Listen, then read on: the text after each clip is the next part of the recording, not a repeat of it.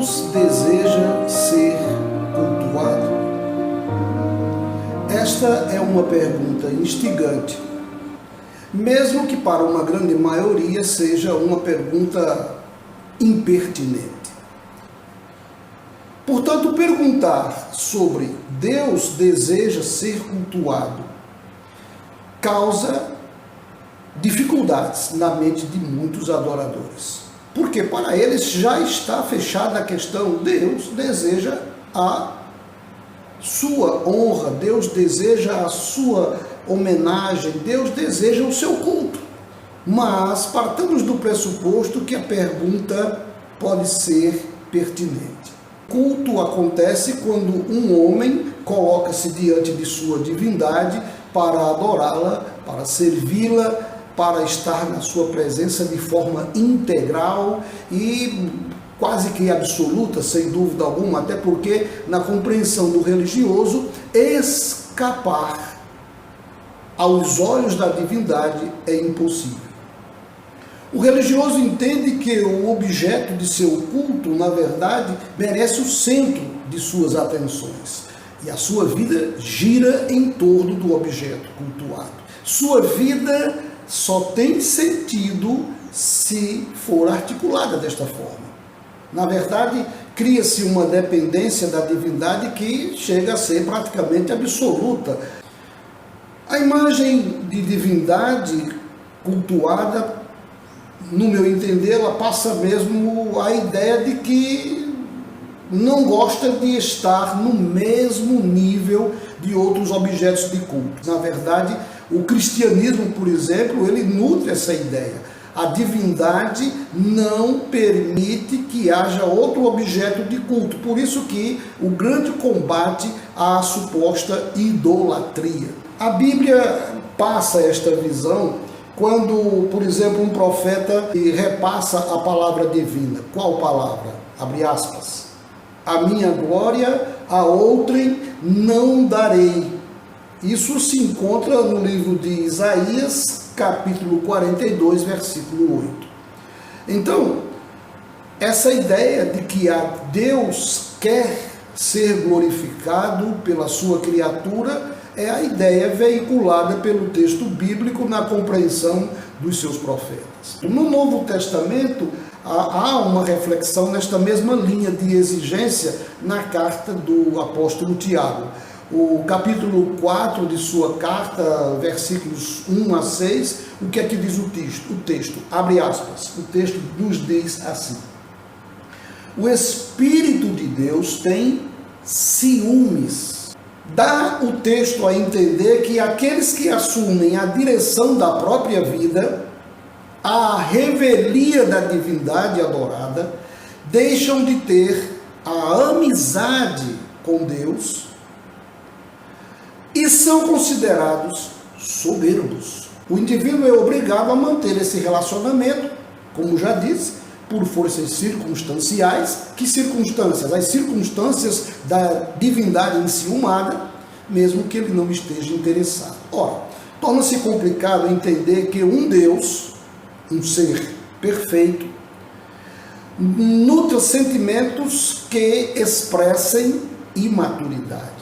Ciúme em relação a Deus tem a mesma conotação que ciúme em relação ao ser humano? Ora, pensemos, se alguém não sabe aceitar que outros façam escolhas que refutem os seus desejos, então este ser está precisando de ajustes emocionais. Isso se aplicaria, evidentemente, ao ser humano. O que eu estou dizendo em relação ao ciúme humano. Mas em relação ao ciúme divino, isso se aplicaria?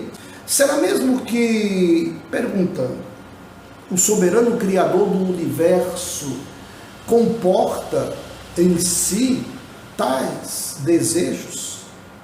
Desejo de apreender absolutamente, completamente, um outro ser que lhe é inferior, mas que pode ter vontade diferente da sua, se o livre-arbítrio for levado às suas últimas consequências.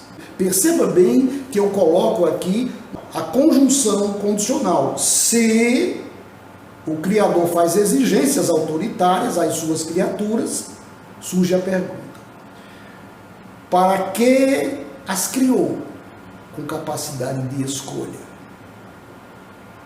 E se as criou com capacidade de escolha, seria divino prendê-las assim, não deixando escapatória a não ser a desgraça? Ora, se a alguém são-lhe dadas apenas duas alternativas, observe o raciocínio. Ou esse alguém ama a divindade ou sofre, qual alternativa a pessoa sensata vai escolher? No momento não seria uma escolha de amor. Eu não acredito que seria uma escolha de amor, unicamente de amor, se estivesse essa escolha condicionada a sofrer ou a ser feliz. Seria antes uma escolha que visaria livrar a própria pele do sofrimento. Mesmo assim, pode-se entender que a própria escolha de amor, mesmo que seja uma escolha de amor, envolve prioritariamente a autorrealização. A realização do amante sempre está no objeto amado. O amante só se realiza quando alcança o objeto amado, o que não deixa de ser uma escolha egoísta. Por mais que você diga que ama a alguém, existe uma afirmação reversa, porque é amando alguém que você se realiza. Uma divindade que deseja cercear as suas criaturas para que lhe devotem culto, não passaria de um ser neurótico em busca de saciar a fome de seu orgulho, de seu egoísmo. Isso seria a expressão de narcisismo. Na verdade, o narcisismo é a tônica da personalidade humana.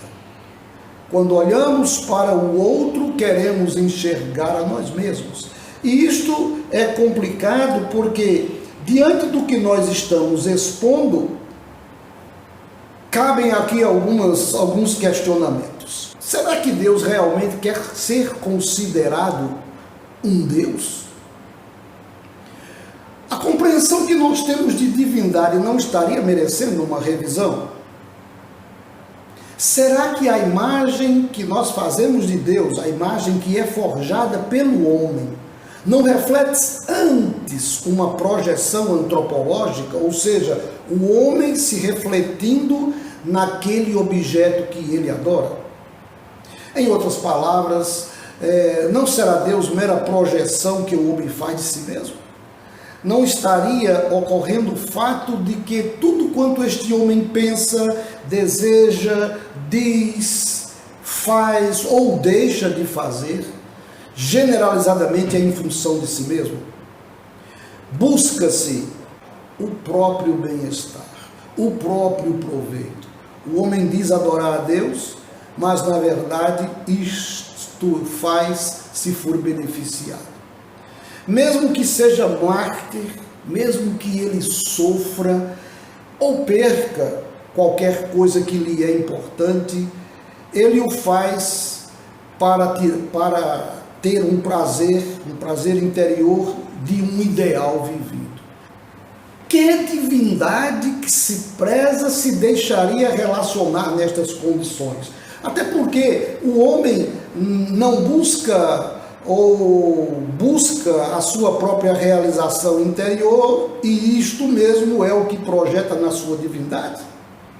Observe, alguém de nós com relativa maturidade aceitaria se relacionar com alguém com quem sabe que no final das contas quer ser beneficiado amando-nos? Porque busca de nós o amor que lhe completará, o amor que lhe satisfará. Isso parece ser tão verdade que o homem projeta um Deus que também busca a sua própria glória. É interessante. E diz mais o texto de Isaías 42:8. E esta glória a outrem não a dá. Daí a pergunta: o homem é a imagem de Deus ou Deus é a imagem do próprio homem? É uma reflexão que procura fugir a estes ditames ortodoxos, tradicionais, que não permitem reflexão que extrapole os ditames do templo. Deus deseja ser cultuado, e se deseja, cabe então uma pergunta: da forma como nós o cultuamos, é a forma como este Deus quer ser cultuado? Será que relacionamento com Deus, para ele, tem a mesma conceituação que relacionamento tem para nós? E aqui eu lembro o profeta Isaías: os meus pensamentos não são os vossos pensamentos, nem os meus caminhos os vossos caminhos. Pensemos.